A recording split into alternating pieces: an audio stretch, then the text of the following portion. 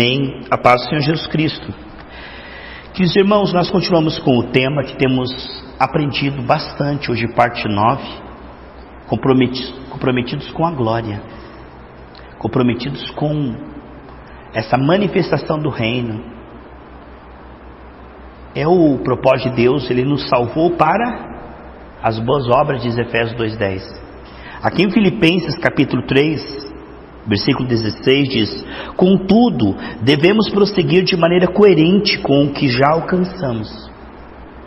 É nobre quando nós queremos avançar, progredir, amados, alcançar tudo aquilo que o Senhor tem para nós. Olha, a grande maioria está estacionada, está acomodada. A grande maioria está girando em círculo na mesmice do deserto. Preguiça, mundanismo, descaso, destemor, falta de respeito com a salvação que recebeu. Esse é um extremo, né? Então é nobre você querer avançar, você querer progredir, frutificar. Mas há um perigo também no outro extremo. O outro extremo é: por que eu estou na igreja e não curo enfermos ainda? Por que eu estou na igreja e não prosperei ainda? Por que eu estou na igreja e não consigo romper isso? Por que eu não ressuscitei aquele morto? Fui lá, orei e não ressuscitou. Irmãos, é nobre nós queremos avançar, mas isso não se dá assim. Não há atalhos. Olha o que diz em Hebreus capítulo 6, versículo 12. Hebreus capítulo 6, versículo 12.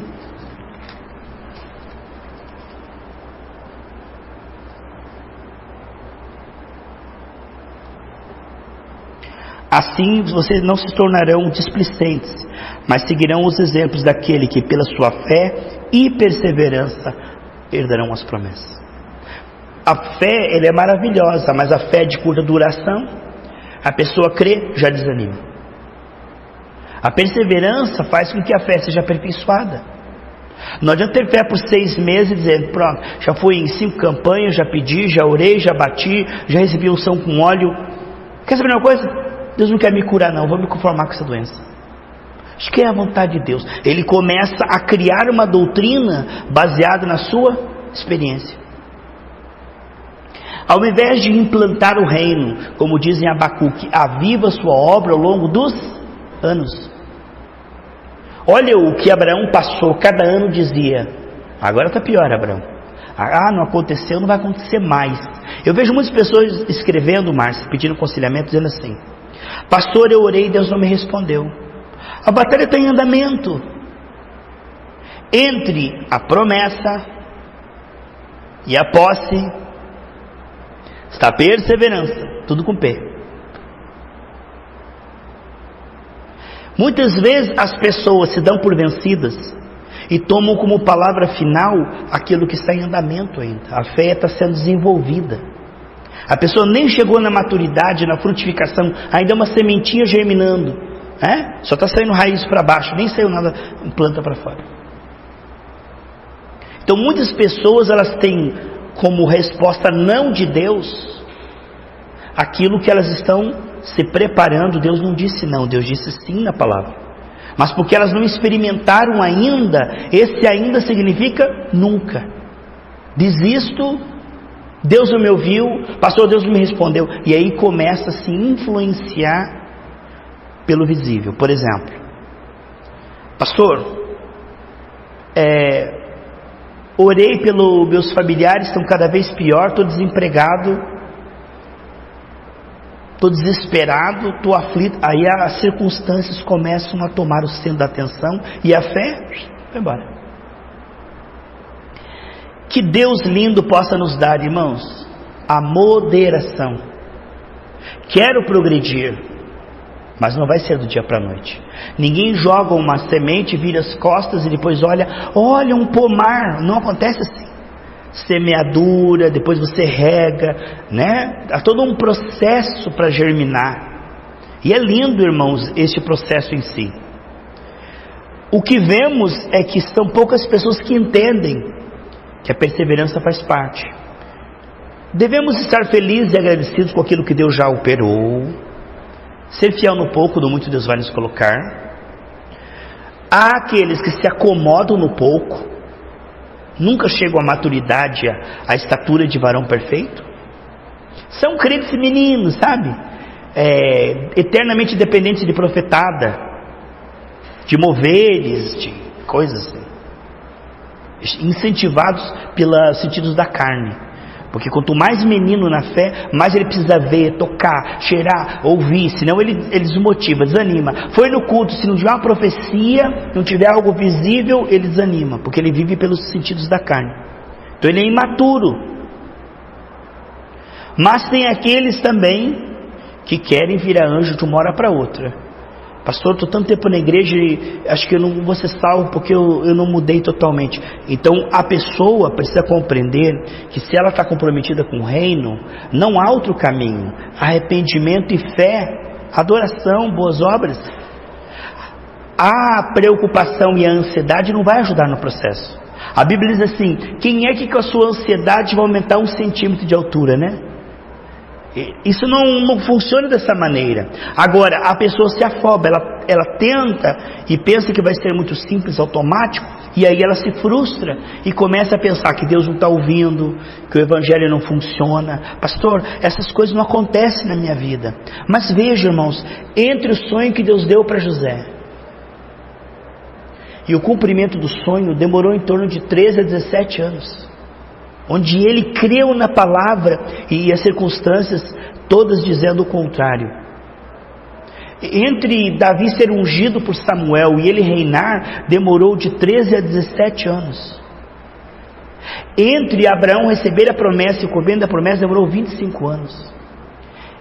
Entre Caleb receber a promessa e receber a promessa, demorou 40 anos. E eles são um exemplo para nós, porque nem tinham ainda o Espírito Santo. Só vinha sobre eles, né? Mas não tinha o Espírito dentro deles. É claro que nós não precisamos ficar esperando demorar 40 anos, não é isso que eu estou dizendo. Eu estou dizendo que se for preciso, se orar para um familiar, né? Que vai demorar 40 anos, que você não desista. Sabe, enquanto o nosso coração estiver batendo, enquanto tiver vida, nós devemos crer nas promessas de Deus. Isso honra a Deus, porque Jesus morreu e derramou sobre nós. Agora, se nós desistimos das promessas, desistimos daquilo que o Senhor falou, não vai acontecer na nossa vida.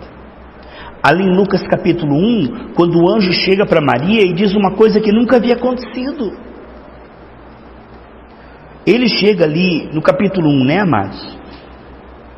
E diz para ela, pega o versículo 45, Lucas 1, 45. Ele diz, Maria, você é bem-aventurada porque você creu no que eu falei. Agora você imagina, irmãos, nunca havia acontecido de uma mulher engravidar sem ter relação sexual. Na história nunca houve. E ela acreditou na promessa. Então, que nós venhamos dizer, se a Bíblia diz, eu creio, mesmo que as circunstâncias digam o contrário durante muito tempo, não pode se dar por vencido. Ah, pastor, eu orei e pedi, Deus não deu. Não existe Deus não deu, a Bíblia diz que Deus deu. Ah, pastor, sabe, eu orei, taquei óleo, mas Deus não curou. Quer saber uma coisa? Acho que é para mim me conformar com essa doença. Jamais. O teu último suspiro deve ser pelas suas pisaduras eu fui sarado. Pronto. Se quando essas linhas ficam assim, Vera, reta, você vira herói, santo, bonzinho, todo mundo diz que será maravilhoso. Mas quando está aí você não presta. O que vemos é que você não pode duvidar da palavra por causa do que? Dos gigantes, das circunstâncias. Isso aí sem credo. A Eva, ela foi influenciada pelo que ela viu. Ela é o exemplo que não deve ser seguido. É o exemplo da queda, viver por vista, pelo que eu vejo, pelo que eu sinto, pelos sentidos da carne. Esse é o sentido da incredulidade. A Eva é o exemplo de pessoa que é influenciada pelo que vê. Agora, Davi era influenciado pela sua comunhão com Deus, não pelo gigante que ele viu, nem pelo que ele ouviu dos seus irmãos afrontando, nem Saul dizendo que ele não podia. Veja, Davi vivia pela comunhão com o Senhor, pela palavra. O homem viverá, Mateus 4,4, toda a palavra.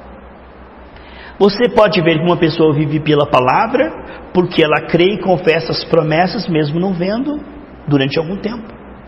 Aqui está a perseverança dos santos, a coisa mais linda, irmãos.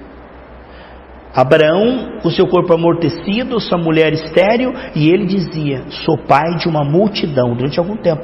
Como é teu nome? Meu nome é pai de uma grande multidão. Quer dizer, ele creu e teve a coragem de confessar, de se passar por louco. É o vexame do Evangelho. Você dizer aquilo que é o contrário do que as pessoas estão vendo, amém? Veja só, você ter coragem de se passar por louco. Vai dizer que você crê que o Messias, Jesus, na Galiléia, o Salvador, crê. Vai dizer que você crê na Bíblia, na Arca de Noé, crê. Então, você passa o vitupério, mas isso tem galardão diante do Senhor. As pessoas, elas tendem, cada queda, a crerem muito mais naquilo que elas tocam, ouvem, veem, sentem, do que na palavra de Deus. Agora, a graça tem essa competência. Se não for interrompido o processo, se nós continuarmos nos expondo, a graça tem o poder de tirar a nossa percepção desde a queda, que é pelo que vê, toca, pelos sentidos do corpo, e fazer-nos crer mais nas promessas. De forma que, para Josué, aquela Jericó estava caída, enquanto ele rodeava. Deus chega para Josué e diz assim: está vendo aquela Jericó? Eis que eu tenho te dado. E ao mesmo tempo que Deus diz assim: eis que vos dei Jericó, a Bíblia diz assim: e Jericó estava hermeticamente fechada. Então Deus coloca lado a lado: eis que vos tenho dado Jericó, e Jericó estava hermeticamente fechada. Era algo tão alto e tão bem feito, a espessura do muro era tão larga que faziam corridas de biga lá em cima. Colocavam 2 cavalos e corriam, faziam corrida. Então imagine, era algo inexpugnável, alto e largo. E Josué creu. Irmãos, o milagre da graça é esse. Enquanto o teu corpo está mostrando a doença, como é que você vai começar o processo da graça? Apenas vendo a doença, sentindo a doença e tendo uma vaga, citação na mente ali. O processo começa de forma muito precária. Cada queda, nada se começa com perfeição. Vai ser o que você está sentindo contra uma informação teológica, uma pregação que o pastor falou. Mas se você criar raízes, amados, em si mesmo, e permanecer alimentando a visão, e permanecer alimentando a fé, nutrindo e esclarecendo a fé, o Espírito Santo te lembrará na hora da aflição. Vai chegar um ponto em que aquilo vai ser mais real do que a doença, aquilo vai ser mais forte que a doença, e você vai ter fé tão grande, a ponto do que diz lá, 2 Coríntios 4,13, vamos ver. Vai chegar um momento, irmão, se você não interromper o processo e deixar Deus sarar a fé, vai chegar um ponto tão grande em que a fé vai se transformar em ousadia. Vai ser uma fé frutífera, né? Em que você vai conseguir mandar nos sintomas. Mandar nos sintomas. Isso é extraordinário, irmãos. 2 Coríntios 4,13 diz assim, 4,13, tá? Continuamos a pregar porque temos o mesmo tipo de fé mencionado na Escritura. Crie em Deus, por isso falei. É uma expressão. Olha, uma expressão tão tremenda, que a fé começa assim, você vai ouvindo, é só uma informação. Deus se pedir as necessidades, aí cai o boleto lá, a pessoa fica ansiosa, é o início do processo. Ai meu Deus, me ajuda a pagar, É 2 Coríntios 4,13. Me ajuda a pagar. Ai, Deus não me ouviu, olha, não deu para pagar. Se ele não desanimar e continuar nesse processo, Vai chegar um momento em que ele vai dizer: Deus, porque o Senhor está comigo, eu vou falar agora. O Senhor vai mover anjos, vai mover céus e terra, o dinheiro na boca do peixe, esse dinheiro vai sobrar e não vai faltar. O governo, o domínio, é a perfeição, é o produto final. Quando nós vemos Jesus vindo à terra, ele era o que Adão devia ser se não caísse. Jesus, ele governava as ondas, governava as doenças, governava tudo, os peixes do mar. Jesus, ele tinha um governo, domínio. Ele mostrou, Deus disse assim: façamos o homem nossa imagem, ter domínio sobre tudo. E Jesus tinha domínio sobre tudo, sobre o fogo, sobre a água, sobre o vento. Jesus mostrou isso. E a Bíblia diz, Romanos 8:29, que Deus está nos levando até chegar à plenitude de varão perfeito, que é semelhança a Jesus. A maturidade do ser humano é o que, irmãos? Pensar como Deus pensa, sentir como Deus sente, falar e agir como Deus age. Isso é a perfeição. Agora, você sabe quantos que chegam lá? De 1 milhão no deserto, chegou 2, né? Josué e Caleb. É tremendo, irmão. Nós vamos fazer uma série de estudos em abril, conquistando as 7 montanhas. Depois de 40 anos no deserto, Caleb chega e fala assim, Josué já de pantufa, já aposentado, né? Caleb chega para ele e fala assim: me dá aquela montanha lá, que eu vou conquistá-la. Ele vai lá, ele diz: a minha força é tão grande agora como era 40 anos atrás. Caleb vai lá, luta com os gigantes e conquista aquele monte. É coisa linda isso. E Jerusalém era cercada por 7 montes. E 7 montes, os 7 Espíritos de Deus são as 7 áreas, né? Área financeira, área familiar, área ministerial, áreas física, saúde, né? São 7 áreas que nós vamos falar. O que vemos então, que Deus está querendo nos conduzir à perfeição. Mas ele vai começar da onde nós estamos. Deus não pega o homem, pronto, virou anjo, agora vai governar. Não, ele vai pegar em você, cheio de temores, dúvidas, traumas complexos, ansiedade. E se nós não interrompermos o processo, formos firmes e constantes, e aí, irmãos, são poucos que chegam à maturidade, ao fruto, né? Da semente, o fruto, a perseverança dos santos. Aí chega o fruto, aí o evangelho é o que, irmãos? Ele é manifesto de uma maneira irrefutável. Toda a criação geme esperando a manifestação dos filhos de Deus. Humberto, todo mundo fala: você vai lá na igreja, Humberto? Legal, vamos lá, ouvir uma musiquinha, ouvir uma palavra, fazer. Mas a hora que Humberto chega naquele ponto em que ele mostra o domínio de Deus no visível, aí é irrefutável. Ele disse que tinha um pregador pregando na rua, na praça pública, e passava todo mundo para lá e para cá, para lá e para cá, nem dava bola. Porque Jesus é o Senhor, porque Ele salva, Ele cura, e o povo... Aí um ficou bravo, assim, falou assim, soltou o Rottweiler para cima do pregador. Em nome de Jesus, o cachorro caiu, todo mundo parou. Esse Deus que eu estou pregando, todo mundo vê, povo. As pessoas não querem blá blá blá, elas querem poder. 1 Coríntios 4:20 diz que o reino de Deus é poder. Porque toda religião tem a sua filosofia, argumentação, linha teológica, exposição. Mas o que o evangelho tem que todos não têm? Vida. O que em Atos dos Apóstolos vemos na vida de Paulo, que mexeu com a asa moderna toda, é que havia uma diferença. Nós vemos que eles falaram: mas esse Jesus é diferente, porque ele fala como quem tem autoridade. Nunca se viu uma coisa dessa. Ele fala e a coisa acontece. Amém, amados? Então nós podemos nos acomodar no evangelho erudito, acadêmico, mental, e nunca chegarmos, irmãos, a sermos tão comprometidos com a glória e dizer: Senhor, a glória precisa ser visível e eu sou essa pessoa, para a tua glória. Temos esse tesouro e vaso de barro, amém? Não é para a nossa glória, é para a glória do Senhor.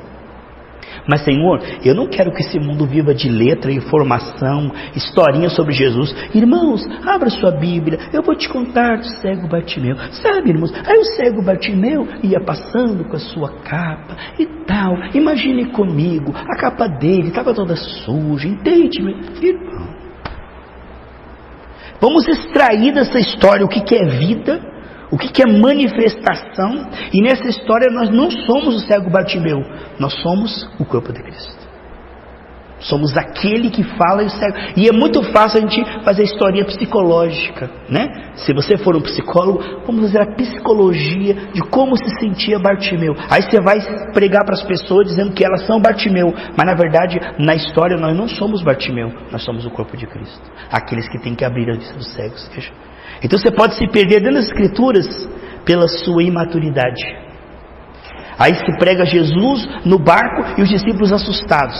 Aí nós vamos pregar como nós vivemos ansiosos, assustados. Então nós vamos ficar anos e anos pregando sobre o medo, o pânico, o pavor daquele povo. Irmão, a luta vem, a aflição, não é mesmo, irmãos? E Jesus está com a gente, não está, irmão? Ele está ali no barco ali fora, olha. Está ali, irmãos. E a gente fica, ai meu Deus, o barco vai afundar. Irmão, teu barco não vai afundar, Jesus está aí com você.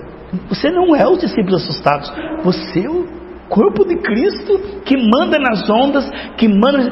Irmão, a gente nunca chega a esse mistério, esse descortinar. Cristo em nós, esperança da glória. Ficamos na dispensação das historinhas.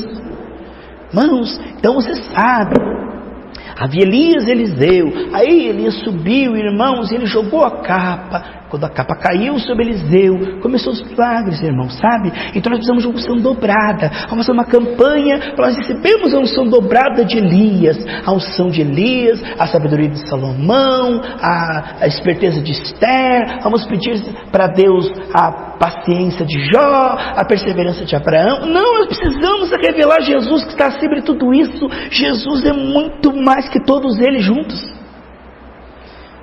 Uma paciência de Jó não adianta para os dias de hoje. A batalha espiritual é tão grande que a de Jó não dá. Tem que ser de Cristo mesmo. Tem que ser o fruto do Espírito. Que a de Jó a gente vai se irar e amaldiçoar aquela esposa que estava falando aquilo. Então o que precisamos compreender é que é uma proposta, que não será algo imediato, instantâneo, requer perseverança, mas que é plenamente. Quando diz que a salvação é plena e poderosa, ela é plenamente possível ser estabelecida. Irmão, você não pode ver isso aqui como uma utopia. Você não pode ver isso aqui como algo assim bonito, mas para Paulo, Pedro, João, apóstolo São João. Não, irmão. O meu Jesus, né, tem que ser o teu Jesus. Você tem que tomar isso a nível pessoal. Muitas pessoas acham isso muito elevado, inatingível, inalcançável, mas o Evangelho, ele é plenamente realizável. Ele não é uma utopia, ele não é algo. Mas como a pessoa começa com precariedade e não vê frutos imediatos, ela começa a dizer: Deus não está me ouvindo como ouvia Paulo. Olha, eu oro pelo enfermo, ele não é curado. Irmão, ore 40 anos por enfermos e não receba uma resposta dessa cura, e continue crendo: o Senhor me ungiu para curar enfermos. E você começa com precariedade, e você começa sem ver nenhuma evidência, e você começa e você persevera. E se você não desanimar e não desfalecer, você vai chegar no fruto. E vai chegar uma hora que curar enfermos vai ser uma coisa comum. Agora, esse extremo de Deus tem que fazer já, senão eu não quero mais, essa pressa, a pessoa fica 5 dias de jejum e lê a Bíblia até ficar vesgo e fala: agora eu vou orar, e se não acontecer, Deus não tem ministério na minha vida. Não é assim. Não é por força, por violência. E nem, isso aí é para os pastores, para os ungidos, para a elite. Quanto a mim, vou continuar no mundanismo, na mornidão. E aí, pela precariedade, pela mistura com o mundanismo, eles não têm a percepção do que é bom, do que é mal, não têm percepção do Espírito, sabe? Não tem percepção do que tem que se arrepender, de se limpar. É uma pessoa que fica ali, sabe, sem entendimento, ano após ano girando em círculo, irmão. Sabe, só se lastimando. Aquele crente meia boca. E tem aquele desesperado, torrado: o Senhor, ou o Senhor opera na minha vida, ou eu não creio mais nas tuas promessas. Oh Deus, o Senhor fala de prosperidade, eu estou há tanto ano na igreja e não prosperei. Então quer dizer, será que isso aqui é verdade? Você não pode ir para esse ponto, você tem que ir à perseverança. Se for preciso 60 anos, o Senhor terá, Senhor. Se for preciso 90 anos o Senhor terá. Porque, irmãos, a nós não compete isso. Porque nós não podemos ver por resultado, nós vamos ver por relacionamento. Agora, quem é que nos salvou para as boas obras? Quem é que tem esse interesse? E quem é que sabe desenvolver, transformar um carnal no espiritual? É Deus. A nossa entrega é essa: ser fiel no pouco, segundo aquilo que já alcançamos. não desanimar, sabe? Levantar a mão cansado, o joelho desconjuntado, orou, não aconteceu, ora de novo.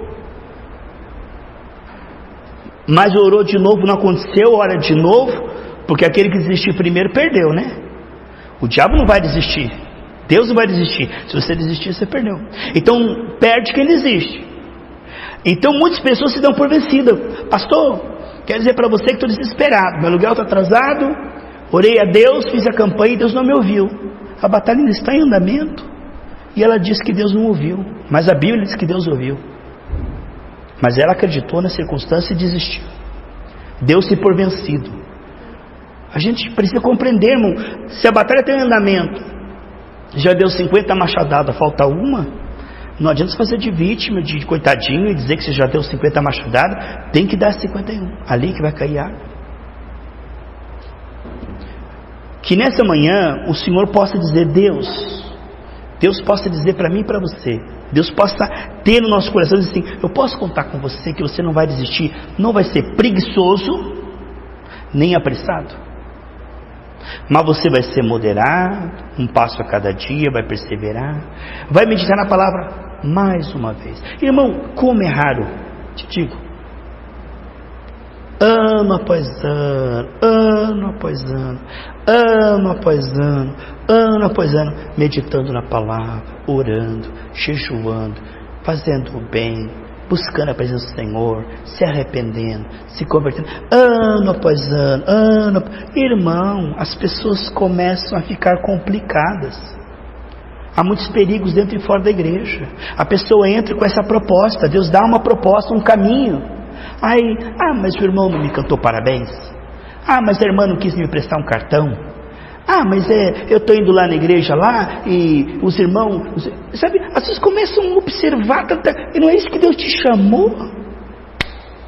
Deus te chamou para ser bem tratado, Deus não te chamou para ter amizade na igreja, embora isso é um efeito natural. Deus não te chamou para ficar vendo o defeito dos outros. Deus não te chamou para muitas coisas que as pessoas se complicam, elas vão, parece que se amarrando com cordas, quando vê o crente está lá no canto lá da igreja, lá tudo amarrado com corda, está no culto, não tem mais prazer, está angustiado, está com inimizade, porque ele não entendeu o chamado, não atendeu o chamado, o diabo amarrou ele.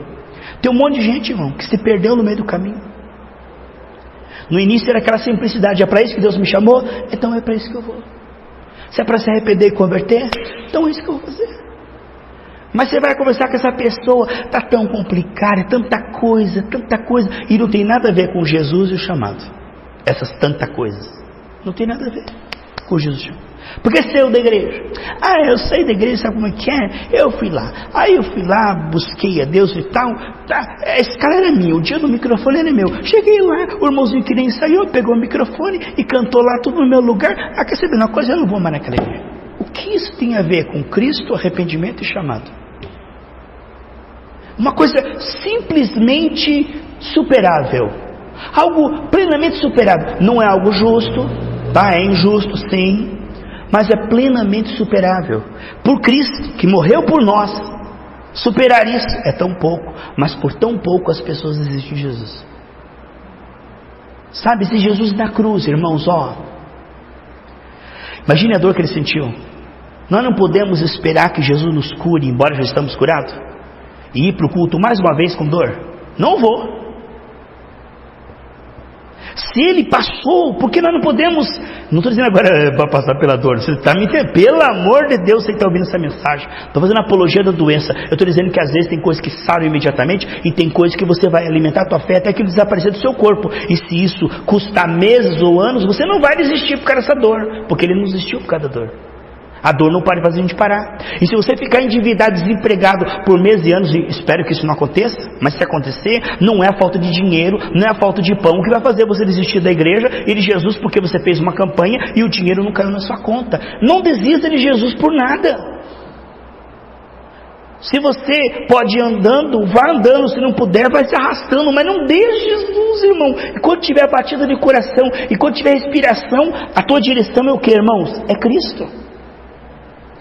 Mas as pessoas começam a colocar empecilho, irmãos, desculpas, e vão se encostando no monte e se acomodando. há muitos cristãos que pararam na caminhada. Até vêm na igreja. A Bíblia diz que nos últimos dias eles até virão à igreja, mas não farão nada daquilo. É totalmente voltado à carne. Irmãos, a pessoa chega na igreja, irmãos, com aquela simplicidade, que ela ouve a mensagem, ela nem pisca. Ela está ali bebendo, comendo aquela palavra. Com o tempo se torna uma pessoa crítica. O irmão está pregando, outro rindo e contendendo. Onde se viu, irmãos, a gente está numa igreja para dividir, para contender. Que espírito se tornou? Você coloca uma semente boa e de repente aquilo vira um espinheiro depois de algum tempo. Você colocou uma semente boa. Pouco vem uma pessoa mexeriqueira, encrenqueira, futriqueira, uma pessoa que está cada vez mais parecendo um capeta. A pessoa tem o ministério de expulsar irmãos, expulsar crente. O ministério de expulsar crente. Um olhar da pessoa tira o visitante na hora. Se vier uma drag queen, pode ter certeza. Pronto, ele sabe como tirar uma drag queen do culto. Fica tranquilo. Chegar um mendigo, ó. Pronto, tirou. Totalmente despreparado para qualquer boa obra. A pessoa está ali para ser servida, para o culto ser legal, para o louvor ser legal, para a mensagem ser legal, para os irmãos ser legal. Nenhuma renúncia, nada de cruz, tem que ser agradável, tem que ser confortável, tem que ser todo mundo me paparicando, tem que ser uma mensagem que massageia a minha carne. Que nem eu falei, Humberto, os irmãos postaram lá assim, teve quase 400 curtidas. O milagre chega na sua casa. O anjo do Senhor tem uma vitória. Se você crê, digite amém. Todo mundo desconcertado, Jesus voltando. As pessoas misturadas com o mundanismo, com o pecado, com brecha. E você não escreve um negócio desse? Aí eu postei. Se você não se converter de todo o coração, a ira de Deus vai chegar. Digite amém. Ninguém acredita, amém, irmão? Mas é a palavra. Ninguém quer ouvir a verdade mais. A Bíblia diz que nos últimos dias ninguém mais vai querer ouvir a verdade, mas buscarão mestres segundo a sua própria carnalidade e concupiscência. Então as pessoas estão acomodadas. Elas estão pensando que a igreja é um clube onde eu tenho que ter vantagens. E tem que ser legal.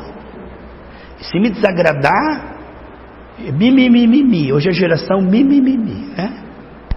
Irmãos, vamos aprender com o Senhor que é manso e humilde de coração. Dizer, Senhor, o que eu tiver que passar, eu não quero interromper o processo, porque o Senhor tem algo na minha vida. E eu vou chegar. Não sei se todos vão chegar. Caminhando eu vou para Canaã. Não sei se todos vão chegar à plenitude para um perfeito, se todos vão manifestar o reino de Deus, se todos vão perceber o Senhor como ninguém percebeu, porque Paulo não é o nosso limite, Daniel não é o nosso limite, tá? Você pode ser da sua geração ou de todas as gerações a pessoa mais íntima que percebeu o Senhor mais de todo o coração. E quando você busca Deus em primeiro lugar, parece que algumas áreas não deslancham. É uma tentação. Se você for específico e for numa igreja aí fazer uma campanha para aquilo e bater naquilo, aquela área deslancha. Mas isso é um atalho perigoso. Agora, se você buscar o reino de Deus e a justiça, como José, como Davi, parece que a coisa não vai. Só que lá na frente, Deus faz a primeira obra aqui, não é verdade? Mas não quer dizer que Ele vai deixar você perecer. Mas eu quero dizer que as prioridades são prioridades. E hoje nós vemos um tempo que as pessoas não sabem o que é prioridade. As pessoas não entendem a questão do trono e da eternidade. Eles vivem só para aquilo que é daqui. Sabe? Que é daqui. Parou o coração totalmente despreparado. Vestes sujas. As pessoas não vivem com esse senso, com os olhos cravados na eternidade. Com o senso de há um trono, há um livro, há uma eternidade, a minha alma. Essas coisas são totalmente fora, até dos púlpitos. Mas que nós possamos ter isso como prioridade. Amém? Deus te abençoe em nome do Senhor Jesus.